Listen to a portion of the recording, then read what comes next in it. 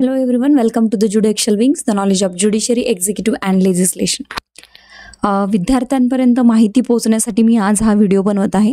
त्याच्यामध्ये महाराष्ट्र शासन धर्मदाय आयुक्त महाराष्ट्र राज्य मुंबई यांचे कार्यालयात मुंबई येथे जे धर्मदाय आयुक्त भवन आहे तिथे एक वॅकन्सी आता सध्या आउट झालेली आहे. विधी सल्लागार, विधी अधिकारी ज्याला आपण म्हणतो, विधी सहाय्यक म्हणून ही वॅकन्सी आहे. ठीक आहे.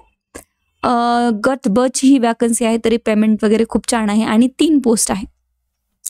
इथे लास्ट डेट फर्स्ट डेट दिली आहे 9 तारखेला याचं नोटिफिकेशन आपल्याकडे आलेलं आहे आणि भरपूर विद्यार्थ्यांचं म्हणणं होतं की एकदा आम्हाला प्रॉपरली याबद्दल माहिती द्या. ओके, सो नॉन गॅझेटेड जरी पोस्ट असेल तरी पोस्ट खूप चांगली आहे. विधी सहाय्यक म्हणून पोस्ट आहे. त्याच्यामध्ये धर्मदाय संघटनेच्या स्थापनेवरील गट ब जी आहे संवर्गातील रिक्त पदे सरळ सेवा म्हणजे याची एक्झाम होणार आहे आणि याची जे एक्झाम्स वगैरे कधी होणार, काय होणार यांनी अजून त्यांच्या वेबसाईटवर दिलेले नाही आहे. या नोटिफिकेशनमध्ये सांगितलं की एक्झाम्स कंडक्ट करून आम्ही पुढे प्रोसेस करू, म्हणजे एक्झाम्स आणि इंटरव्ह्यू हे तुम्ही गृहीत धरू शकता किंवा डायरेक्टली एक्झाम्सही होऊन याच्यामध्ये कट ऑफ लागून पोस्टिंग होऊ शकतं. तर आता याच्यामध्ये रिक्त पदे जी आहे ते पुढे दिलेली आहे. जाहिरात जी आहे गट ब, तर आपण आपल्या याच्यामध्ये जे काही आहे तेवढंच बघूया. तर जाहिरातीत नमूद केल्याप्रमाणे शैक्षणिक अर्हता व इतर बाबींची पूर्तता करणाऱ्या पात्र व इच्छुक उमेदवारांनी धर्मदाय संघटनेच्या या वेबसाईटवर जाऊन आपल्याला या 3/10/2025 पर्यंत ऑनलाईन पद्धतीने अर्ज करायचा आहे. किती? 3 तारखेपर्यंत हा अर्ज आपल्याला फिलअप करायचा आहे. बाकी जे सिलेबस आहे किंवा जी काही स्पर्धा परीक्षा ही होणार आहे त्यामध्ये सगळे या वेबसाईटवर आपल्याला अवेलेबल असणार आहे. ठीक आहे. आणि विविध संवर्गातील ही भरती आहे. त्यापैकी आता लॉ डिपार्टमेंट किंवा लॉ क्षेत्रामध्ये विधी सहाय्यक 15 वेतन श्रेणी 15 आहे, त्यामुळे चांगली वेतन श्रेणी आहे. इथे जे आहे ते 3 पदे इथे आहे. त्यानंतर ऑनलाईन अर्ज भरण्याचे वेळापत्रक इथे तपशील दिलेला आहे. जसं की तुम्हाला वित्त कालावधी 11/9/2025 ते 3/10/2025 म्हणजे आजपासूनच याचं सुरू झालेलं आहे.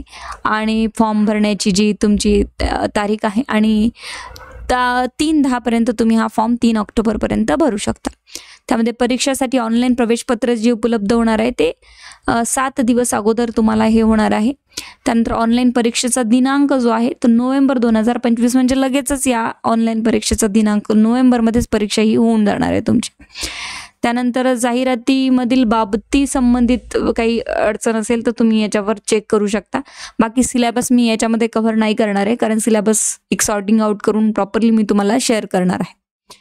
तर परीक्षेचा दिनांक, वेळ, केंद्र व बाबी जे काही बाबतीत असेल ते वेळोवेळी धर्मदाय संघटना म्हणजे लगेचच कळवण्यात येईल, कारण नोव्हेंबरमध्ये एक्झाम्स आहे तुमची, यू नो दॅट. तर बाकी ते माजी सैनिक वगैरेला जे काही फीज शुल्क माफ असतं ते दिलेलं आहे आणि ऑनलाईन पद्धतीनेच तुम्हाला हे सगळं भरवायचं आहे, फॉर्म आणि फीज वगैरे. हे वाचण्याच्या कामाचं नाही आहे आपलं, फक्त तितकंच आपल्याला महत्त्वाचं आहे. त्यानंतर विधी सहाय्यक एकूण 3 पदे आहेत. गट ब वेतन श्रेणी जी 15 तुम्हाला सांगितली आहे, तुम्ही बघू शकता पेमेंट समोर किती आहे. खूप चांगली पोस्ट आहे ही. आता इथे दिलेल्या प्रकारे बघू शकता तुम्ही की या कास्टनुसार तुमच्याकडे पदसंख्या किती आहे. ज्याला आपण जमाती म्हणतो दॅट इज 1 पद आहे आणि विजेला 1 पद आहे आणि बाकी जे आहे एकूण आरक्षित पदे 2 आहेत आणि राखीव पदे 1 आहे, एकूण पदे 3 आहे. म्हणजे 2 कास्टमध्ये कॅटेगरीमधल्या रिझर्वेशनच्या पोस्ट आहे आणि 1 अराखीव पद आहे ओपन कॅटेगरी. असे 3 पदे इथे तुम्हाला दिलेले आहे. बाकी ते ओबीसी किंवा परत ही पोस्ट किंवा हे ज्या बडजाती दिल्या त्यांच्या पोस्ट नाही आहे. विजेची 1 पोस्ट आहे आणि ही 1 पोस्ट आहे. आणि बाकी पण तुम्हाला जर तुम्ही कोणत्याही कास्टमध्ये येत आहे, या कास्टमध्ये येत नाही ज्याची राखीव पोस्ट आहे, तर तुम्ही ओपन कॅटेगरीमधनं डायरेक्टली फॉर्म भरू शकता. ठीक आहे. त्यानंतर इथे पण पुन्हा दिलं आहे की सामाजिक किंवा आरक्षणाचे विवरण कसे केले जातील, तर इतका विचार आपल्याला आता नाही करायचा आहे. खेळाडू वगैरे असेल तर तुम्हाला इथे रिझर्वेशन, एक्स्ट्रा रिझर्वेशन देण्यात येतं.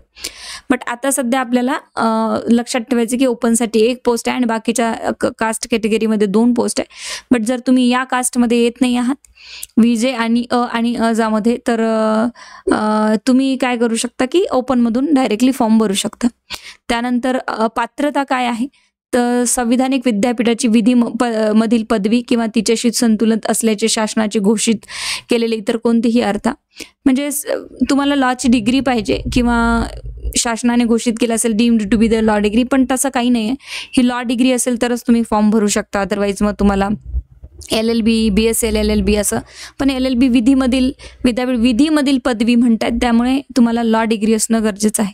खाजगी किंवा शासकीय कार्यालयामध्ये धर्मादाय संघटनेशी संबंधित काम करण्याचा 3 वर्षाचा अनुभव असणारा उमेदवार, म्हणजे इथे 3 वर्ष प्रॅक्टिस यांनी रिक्वायर्ड केलेली आहे. खाजगी किंवा शासकीय कार्यालयामधील धर्मदाय संघटनेशी किंवा धर्मदाय कोर्ट, जे की आयुक्त कार्यालय असतं, तिथे तुम्ही संबंधित कार्यालयाशी कामकाज केलं आहे का 3 वर्ष, याचा अनुभव असणारा उमेदवार इथे यांना हवा आहे. बट याच्यामध्ये आता थोडेसे सूट देण्यात येऊ शकतं, असं काही नाही आहे की तुम्ही आताही करू शकता. आता इथे काही सर्टिफिकेट्स किंवा असं काही फिलअप तुम्हाला करायची गरज पडणार नाही आहे खूप सारं की प्रॅक्टिशनल एक्सपिरियन्स.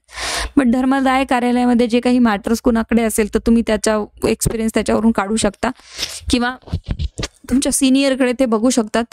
ऑफकोर्स तुम्ही 3 वर्ष प्रॅक्टिस केलेलीच असेल असं मी गृहीत धरते. पण इथे जे आहे 3 वर्ष प्रॅक्टिस कंपल्सरी आहे का, असा विद्यार्थ्यांचा प्रश्न आहे. तर येस, कंपल्सरी आहे, कारण की डिग्री पण पाहिजे आणि इथे ऑर नाही म्हटलेलं आहे, कंपल्सरी कंडिशन आहे की खाजगी किंवा शासकीय कार्यालयामधील, ठीक आहे. एक तर शासकीय कार्यालयामध्ये आहात तुम्ही सरळ सरळ कुठल्या तरी धर्मदाय संघटनेशी नियुक्तीमध्ये, किंवा खाजगी ॲडव्होकेट म्हणून तुम्ही प्रॅक्टिशनर आहात, संबंधित काम करण्याचा 3 वर्षाचा अनुभव असणारा उमेदवार. जर तुम्ही ॲडव्होकेट म्हणून प्रॅक्टिशनर आहात तर तुम्ही प्रॅक्टिस सर्टिफिकेट कुठूनही कलेक्ट करू शकता. आणि आता जसं की सुप्रीम कोर्टाचं आपल्याकडे जजमेंट आहे की 10 वर्ष ॲडव्होकेट असाल तुम्ही, त्यांच्याकडनं प्रॅक्टिस सर्टिफिकेट घेऊ शकता आणि त्यांच्याकडनं तुम्ही असं कॅरेक्टर सर्टिफिकेट आणि हे लिहून घेऊ शकता की याच्यामध्ये मी काम केलेलं आहे आणि त्या प्रकारच्या केस नंबर्स आणि जे काही काम केलेलं ते रेकॉर्ड तुम्ही नंतर देऊ शकता. ओके. त्यानंतर लघुलेखन, आता हे आपलं पद नाही आहे, आपल्यासाठी ह्या 2 गोष्टी रिक्वायर्ड आहेत इथे. एक तर तुम्ही 3 वर्षाचं जे काही प्रॅक्टिस क्रायटेरिया ते द्यायला हवा आणि दुसरं जे आहे ते इथे विधीची डिग्री तुमची असायलाच हवी, ठीक आहे. आणि ओपनसाठी 1 पोस्ट आहे, हे लक्षात ठेवा. बाकीच्या 2 राखीव पोस्ट आहेत रिझर्वेशनच्या. तर हे बाकीच्या पोस्टचं इथे त्यांनी दिलेलं आहे. तर मी आता खाली येते आहे. बाकीच्या पोस्ट संपल्यानंतर जे की आपल्याला दुसरं काही क्रायटेरिया आहे, सर्वसाधारण सूचना आहेत नंतर. तर वर नमूद केलेल्या पदसंख्या व आरक्षणामध्ये वाढ, घट अथवा बदल होण्याची शक्यता आहे. कदाचित त्यांना वाटलं की विधी सहाय्यकच्या आपण 3 नाही 5 जागा घ्यायला पाहिजे, तर ते तसं करू शकतात, त्यांची डिस्क्रिशनरी पॉवर आहे. तर जी काही बदल झाल्यास तुम्हाला कळवण्यात येईल. ऑनलाईन पद्धतीने अर्ज करण्यासाठी उमेदवाराकडे नियमित वापरात असलेला वैध व्हॅलिड ईमेल नंबर तुम्हाला द्यायचा आहे, ठीक आहे. त्यानंतर मूळ जात म्हणजे जात प्रमाणपत्र तुमच्याकडे असणं गरजेचं आहे जर तुम्ही कॅटेगरीमधनं फॉर्म भरत आहे तर. अर्जातील माहिती तपशील तसेच अर्जासोबत पृष्ठ ते संलग्न उमेदवाराने योग्य कागदपत्र सादर केली आहेत यास अधिक राहून संबंधित उमेदवारास परीक्षेस बसण्यासाठी विचाराधीन करण्यात येईल. कागदपत्र तुम्ही जर प्रॉपरली दिली तर तुम्हाला इथे लिस्ट लागेल आणि त्यानंतर कदाचित त्यांचं तुमचं हॉल तिकीट येईल, असं ते ॲडमिट कार्ड येईल. त्यामुळे उमेदवारास सदर परीक्षांती किमान गुण प्राप्त झाले तरी परीक्षा संबंधित पदाची आवश्यक शैक्षणिक व इतर अर्थसंलग्न कागदपत्राच्या पडताळणीनंतरच होईल. आणि त्यानंतर म्हटलं की शिफारस जी आहे निवडीस पात्र होईल, त्यामुळे उमेदवारांनी पात्रतेस अटी अभ्यास सुचून अर्ज. अच्छा, इथे यांनी म्हटलंय की इंटरव्ह्यूचं काही दिलं नाही आहे यांनी सरळ सांगतायत की परीक्षा झाल्यानंतर कागदपत्रांची पडताळणी होईल आणि देन तुमचं सिलेक्शन होईल. तर तोपर्यंत तुम्ही प्रॅक्टिसचा क्रायटेरिया कलेक्ट करू शकता, नो प्रॉब्लेम. कोणत्याही सिनियरकडनं तुम्ही कोर्टात जावं लागेल, पण तुम्हाला तारखामध्ये मॅटर काय ते बघावं लागेल. नावामध्ये बदल केल्यास हे जे आहे जर विवाहित असेल तर. पत्रव्यवहारासाठी स्वतःचा पत्ता इंग्रजीमध्येच लिहावा हे दिलेलं आहे. त्यानंतर अर्जामध्ये दिलेली माहिती व मूळ कागदपत्र तपासणी दरम्यान काही कागदपत्रे संशयास्पद वाटली तर डेफिनेटली यू नो दॅट काय होतं, आपल्यावर ऍक्शन घेण्यात येऊ शकते. वय, शिक्षण, अर्हता किंवा हे सगळ्या गोष्टी इथे दिल्या आहेत. तर बाकी इथे काही महत्वाचं तुमच्यासाठी नाही आहे. तुमच्यासाठी महत्वाचं तेवढंच आहे की 3 वर्षाचा प्रॅक्टिस एरिया कंपल्सरी आहे. तर तेवढा एरिया क्रायटेरिया तुम्ही कम्प्लीट करून घ्या. ठीक आहे. बाकी हे सगळे प्रमाणपत्र तुम्हाला द्यावी लागतील, ऑनलाईन भरावी लागतील. ठीक आहे. मग आता इथे काय माध्यमिक, उच्च माध्यमिक लागेल, विद्यापीठ. ठीक आहे. हे सगळं तुम्हाला जर तुम्ही ओपन युनिव्हर्सिटीमधूनही केलं असेल तरी तुम्हाला ते सगळं भरावं लागणार आहे. त्यानंतर हे बघा, हे सगळं गट ब राजपात्रित किमान व कमाल वयोमर्यादा इथे दिलेली आहे. तर हे तुम्हाला थोडं महत्वाचं आहे. त्यामध्ये विधी सहाय्यक 3 ज्या पोस्ट दिलेल्या आहेत तुम्हाला. तर वयोमर्यादा गणण्याचा दिनांक 3 ऑक्टोबर, म्हणजे आता ही पुढची जी डेट आहे ती आहे 3 ऑक्टोबर. किमान मागासवर्गीय जर असेल तर किमान म्हणजे 18 वर्षाच्या वर तुमचं वय पाहिजे तरच तुम्ही फॉर्म भरू शकता. त्यानंतर 38 वर्षापर्यंत तुमचं मॅक्सिमम वय आहे, कमाल वय. मागासवर्गीयासाठी 5 वर्ष वाढून आहे 43 आहे. म्हणजे ओपन कॅटेगरीमध्ये आहात तुम्ही तर 38 वर्ष भेटेल. SC-BC रिझर्वेशन आहे नाही माहिती नाही, याच्यामध्ये दिलं नाही, पण SC-BC रिझर्वेशन असतंच, त्यामुळे तुम्हाला 3 वर्ष वाढून मिळतील.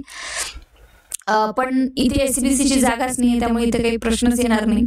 एक तर ओपन कॅटेगरीमध्ये SC-BC त्यांनी दिलं असेल तर ते देऊन टाका असेल सर्टिफिकेट. तर 38 वर्ष ओपनसाठी आणि मागासवर्गीयांसाठी 43 वर्ष असं आहे. अमागास 43 आणि बाकीचेही 43 असे वयाच्या 45 वर्षापर्यंत दिव्यांग उमेदवार सुद्धा इथे फॉर्म भरू शकतात. म्हणजे एकंदरीत 38 वर्ष रिझर्वेशन आणि 38 वर्ष ओपन कॅटेगरी, 43 वर्षाचं रिझर्वेशनचा व्यक्ती असेल तर तुम्ही इथे भरू शकता. ठीक आहे. तर पुन्हा गट हे आपला नाही आहे. त्यानंतर मागासवर्गीय उमेदवार वगैरे हे दिले, पण जे महत्वाचं आहे तेच बघणार आहोत आपण. ठीक आहे. हे खूप दिव्यांग आरक्षण वगैरे आहे. दिव्यांग लोकांनी बघून घ्या की त्यांना काय आरक्षण असतं आणि त्यानुसार ते फॉर्म इथे भरू शकतात. खेळाडू आरक्षण आहे. त्यानंतर निवड पद्धत. आता जसं म्हटलं की आपण इंटरव्ह्यू आहे का नाही आहे का, तर बघूया. जाहिरातीमध्ये नमूद पदास आवश्यक असलेली अर्हता अथवा अनुभव शिथिल केला जाणार नाही. नोंदणी प्रक्रियेनंतर प्रवेशपत्र डाउनलोड करण्यासाठी एक लिंक विकसित केली जाईल आणि एकदा धर्मदाय आयुक्त कार्यालयाच्या लिंक पोस्ट केल्यानंतर त्यावर तुम्हाला प्रवेशपत्र डाउनलोड करता येईल. परीक्षा ऑनलाईन पद्धतीने घेण्यात येईल. परीक्षेचे ठिकाण, दिनांक, वेळ ईमेल ID नुसार तुम्हाला कळवण्यात येईल. ठीक आहे.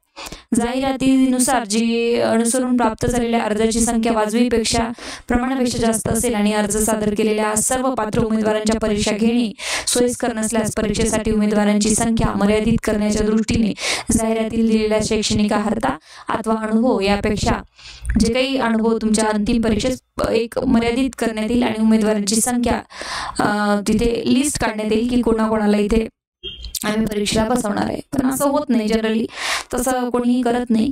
ते डायरेक्टली तुम्हाला परीक्षेला बोलवतील. उमेदवारांची निवड निव्वळ गुणवत्तेच्या आधारे केली जाईल. गुणवत्ता यादीत अंतर्भाव करण्यासाठी उमेदवारांनी एकूण गुणांच्या किमान 45% गुण प्राप्त करणे आवश्यक आहे. म्हणजे जर 100 मार्काचा पेपर असेल तर त्यापैकी 45% गुण प्राप्त करावे. यामध्ये कुठल्याही प्रकारे इंटरव्ह्यूचं यांनी काही दिलेलं नाही. म्हणजे परीक्षा जसं की आपली BMCची एक्झाम झाली ती मुंबई महानगरपालिकेची, तर यू नो दॅट कोणी असेल इथे विद्यार्थी तर सगळे, आपण फक्त महाराष्ट्रातनं मीच क्लासेस घेतले असेल कदाचित त्याचे, पण सगळ्यांचं चांगल्या प्रमाणे पोस्टिंग झालंय तिथे. सरळ सेवा भरतीकरिता घेण्यास येणाऱ्या लेखी परीक्षेच्या अनुषंगाने उमेदवाराच्या उत्तरपत्रिकेची उत्तर पुस्तकांची गुणपडताळणी अथवा फेर तपासणी केली जाणार नाही अथवा या संदर्भात कोणत्याही प्रकारचे परत रिचेकिंग वगैरे काही होणार नाही आहे. ठीक आहे. उमेदवार विशिष्ट पदावर नेमणूक होण्यास कितपत योग्य आहे आणि त्याची मानसिक क्षमता किती आहे हे आजमावण्याकरिता परीक्षेच्या वेळी विचारण्यात येणाऱ्या प्रश्नांमध्ये इतर प्रश्नांबरोबर ज्या पदासाठी अर्ज केला असेल त्या पदाची कर्तव्य जबाबदाऱ्या, उमेदवाराने ज्ञानाच्या ज्या विशिष्ट क्षेत्रातील विशेष तज्ञ प्राप्त केले असेल त्या क्षेत्रातील अद्ययावत घडामोडी व त्याला असलेली माहिती आणि जनतेच्या समस्या या संबंधातील प्रश्न यांचाही समावेश असेल. आता हे जे आहे ते मी तुम्हाला सिलेबसच्या व्हिडिओमध्ये कव्हर करून देणार आहे. ठीक आहे. कारण विधी सहाय्यक म्हटल्यानंतर लॉ प्लस हे जे धर्मदाय आयुक्ताचे जे कायदे आणि रूल्स असतात त्यावर इथे आपण चर्चा करून प्रॉपरली मी सिलेबस तुम्हाला देणार आहे. ठीक आहे. तर बाकी पात्र झालास तर तुम्हाला याच्यावर तुम्हाला लिंक येईल किंवा कळवण्यात येईल असं ते म्हणतात. निवड सूचीतील उमेदवाराची व त्या उमेदवाराची ऑनलाईन पद्धतीने सादर केलेल्या कागदपत्राची पडताळणी व्हेरिफिकेशन होईल आणि देन तुमचं पोस्टिंग होईल. ओके.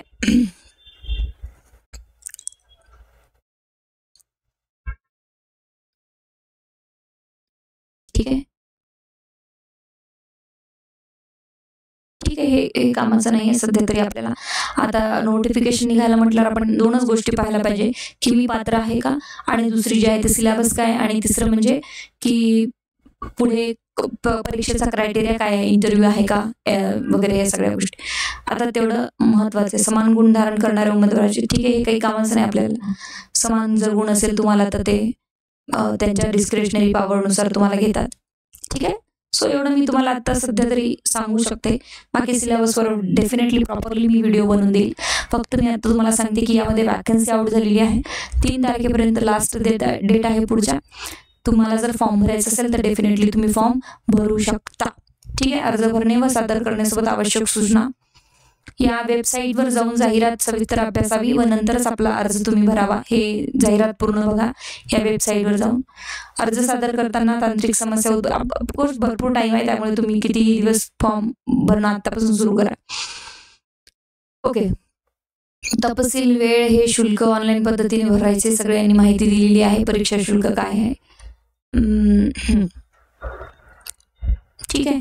सो खूप सारं नोटिफिकेशन खूप मोठं आहे, पण बाकी खूप काही आपल्याला कामाचं नाही आहे. इथे काय काय बघा. छायाचित्रित अलीकडे पासपोर्ट पाहिजे. ठीक आहे. हे सगळं वाचून घ्या आणि याची एक लिस्ट काढा आणि मग नंतर तुम्ही इंटरनेट कॅफेवर घेऊन जा किंवा तुम्ही स्वतः फॉर्म भरू शकता. बट हे कसं पाहिजे, स्वाक्षरी पाहिजे, कागदपत्रे स्कॅन केलेली पाहिजे, कसे अपलोड करायचे, हे इथे त्यांनी सगळ्या टिप्स तुम्हाला दिलेल्या आहे. ठीक आहे. तर ते तुम्हाला वाचता येईल. जर मी वाचत बसले तर खूप सारा व्हिडिओ जे आहे. ऑनलाईन परीक्षा वेगवेगळी घेण्यात येणार आहे प्रत्येक पदासाठी, कारण प्रत्येक पदाचा जो सिलेबस आहे तो वेगळा राहणार आहे. परीक्षेसाठी मराठी, इंग्रजी, सामान्य ज्ञान, अंकगणित, बुद्धिमत्ता चाचणी व विषय विज्ञान या विषयावर वस्तुनिष्ठ बहुपर्यायी प्रश्न म्हणजे MCQ राहणार आहेत.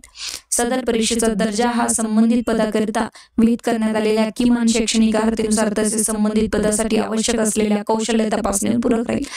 आता इथे म्हटलं आहे की जाहिरातीमध्ये नमूद करण्यात आलेल्या पदासाठी वेगवेगळी परीक्षा घेण्यात येईल. म्हणजे जर 50% तुम्हाला जनरल नॉलेज तर 50% तुम्हाला लॉचा सिलेबस येणार आहे. त्यामध्ये इथे इंग्रजी पण असणार आहे, सामान्य ज्ञान हे सगळं असणार आहे तुम्हाला. विधी सहाय्यक. ठीक आहे. आता स्पेशली त्यांनी विधी सहाय्यकाबद्दल सांगितले. विधी सहाय्यक या पदाकरिता परीक्षेचे गुण 200 व परीक्षेचा कालावधी 2 तास असणार आहे.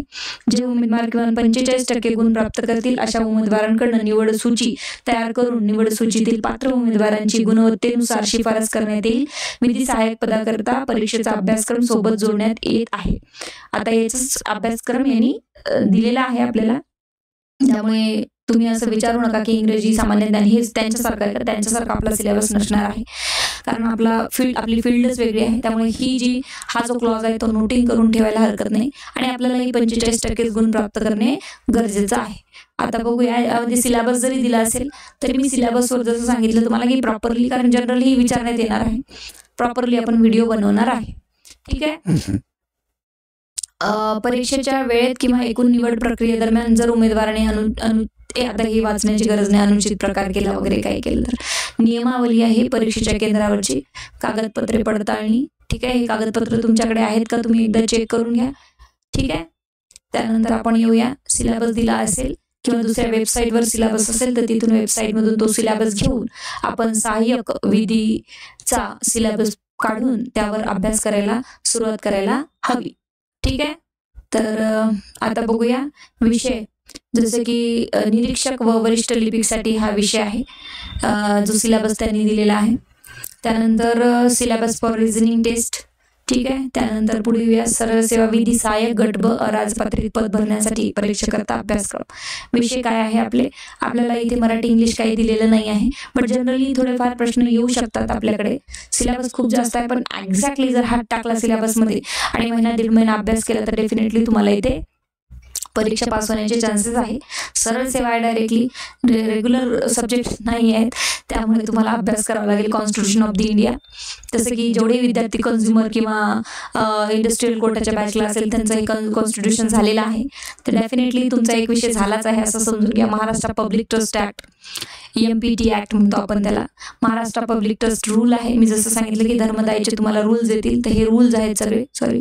त्यानंतर सोसायटीज रजिस्ट्रेशन ॲक्ट, ठीक आहे. त्यानंतर रूल्स, डेफिनेटली रूल्स येणार. CPC, इंडस्ट्रियल आणि कन्झ्युमर कोर्टाचे जेवढेही विद्यार्थी आहेत त्यांचा 90% CPC झाला आहे, 30% बाकी आहे. नागरिक सुरक्षा Sanhita, Sakshya Adhiniyam, administrative tribunal act, definitely 80चं तर येणारच आहे. Transfer property, interpretation of statute, Bharatiya Nyaya Sanhita, Maharashtra land revenue, Indian contract act, Indian trust act, limitation act, provincial small cases, okay. POCSO पण आहे, पोक्सो नाही, sexual harassment of the women आहे, ठीक आहे. हे ऍक्ट आहे तुम्हाला एक नवीन 2013चा. कंटेम्प्ट ऑफ कोर्ट आहे. यामध्ये माझ्याकडे ऑलरेडी 90% रेकॉर्डेड व्हिडिओज आहे. मी तुम्हाला ॲपमध्ये कोर्स तयार करून देईल. ज्यांना तो कोर्स घ्यायचा तुम्ही घेऊ शकता. Maharashtra public record act, prevention of delay discharge, Maharashtra civil services आपल्याकडे ऑलरेडी रेकॉर्डेड आहे, मागच्या बॅचला शिकवला होता. सिव्हिल लिव्ह ऑलरेडी आहे. डिसिप्लिन अँड अपील रूल आहे. Maharashtra civil pay rules, Maharashtra civil services general conditions of services already आहे आपल्याकडे, ठीक आहे. Joining time, Maharashtra civil services, हे रूल्स आहेत सगळे. हे सगळे रूल्स येणार आणि खूप छोटे छोटे रूल्स आहेत, ते खूप मोठे नाही आहे की तुम्ही वाचू शकणार नाही. 2 महिन्यामध्ये आरामात तुम्ही करू शकता. Maharashtra civil service revised pay, regulation of seniority, community, हे सगळं सिलेबस तुमचा आता आहे. तर हे सगळे रूल्स मी तुम्हाला कंप्लीट करून देईल. Don't worry for that. तुम्हाला ॲपमध्ये जाऊन कोर्स घेऊन घ्यावं लागेल, कारण हे जे लेक्चर्स आहेत ते लाईव्ह होऊ शकत नाही, कारण ऑलरेडी माझ्याकडे खूप सारे बॅचेस आहेत.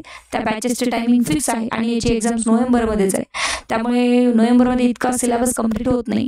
त्यामुळे जेही आत्ता रेकॉर्डेड व्हिडिओ मी ते अपलोड करून देईल कोर्समध्ये, लगेचच अभ्यास सुरू करा. आणि एक नेहमी असं लक्षात ठेवायचं की असं नाही आहे की 3 जागा आहे, 1 जागा आहे, भरू की नाही. एक एक्झाम आहे, ही कॉम्पिटिशन आहे. कॉम्पिटिशनला फेस करणं आपलं कर्तव्य आहे. आणि दिवसातनं कमीत कमी, सपोज हा सिलेबस आहे, मी याच्यात प्रॉपरली व्हिडिओ बनवणार, मी सांगितलंय तुम्हाला, कारण याचा अभ्यास कसा करायचा हेही तेवढंच महत्त्वाचं आहे. तरी सुद्धा एका विषयाला 1-2 दिवसात ते कसं कव्हर करायचं, हे डिसिप्लिन्स रूल्स जे आहेत MPSCचे ते कसे सॉर्टिंग आउट करायचे, त्यांचे सेक्शन्स कसे लिहायचे, एक्झाम्स पॅटर्न काय असणार आहे, यावर डिटेल्स व्हिडिओ मी अजून तुमच्यासाठी घेऊन येत आहे. So wait for that. पण आता आजपासून याचे जे क्लासेस म्हणते की जे टाइम पिरियड आहे, ड्युरेशन पिरियड जो तुमचा 11 ते 3 तारखेपर्यंत फॉर्म भरण्याचा तो सुरू झाला आहे. क्लासेससाठी तुम्ही ॲपमध्ये जाऊन डायरेक्टली कोर्स परचेस करू शकता आणि 2-3 महिने चांगला अभ्यास करू शकता. विद्यार्थी काय करतात, विचार करतात, फॉर्म भरतो, मग फॉर्म तुमचा असा ॲक्सेप्टच होणार आहे. 3 वर्ष प्रॅक्टिस असेल तुमची कोर्टाची तर फॉर्म भरून टाका तुम्ही. प्रॅक्टिस नसेल बाकी काय ते तुम्ही मला पर्सनली विचारू शकता, आपण त्याच्यात तोडगा काढूया. आपण डॉक्युमेंट्स तयार करू शकतो एक्झाम्स पडताळणी होईपर्यंत. Don't worry for that. असं काही नाही आहे. इतकं धर्मदाय आयुक्तामध्ये प्रत्येक जण कामाला आहेच किंवा धर्मदाय आयुक्तामध्ये विधी जे कामं आपण केले असं नाही आहे. त्यामुळे तुमचं कट ऑफ पण इथे कन्सिडर करणेच आहे त्यांना. त्यामुळे बाकीचे जे सिलेबस आहे ते सॉर्टिंग आउट करूया आपण नेक्स्ट व्हिडिओमध्ये, आणि कशा प्रकारे अभ्यास करायचा हेही आपण बघणार. पण सध्या राईट नाही, तुम्हाला एवढं काम करायचं की फॉर्म भरणं सुरुवात करायची, ठीक आहे. So thank you so much for your cooperation. आणि नेहमी काहीही मदत लागली तर कमेंट्स किंवा मेसेज करा. मी तुम्हाला व्हिडिओ बनवून देण्याचा प्रयत्न करतच असते सगळी माहिती मिळण्यासाठी, ठीक आहे. तर फॉर्म भरणं सुरू झाले आहे, तुम्ही फॉर्म भरू शकता. Thank you so much.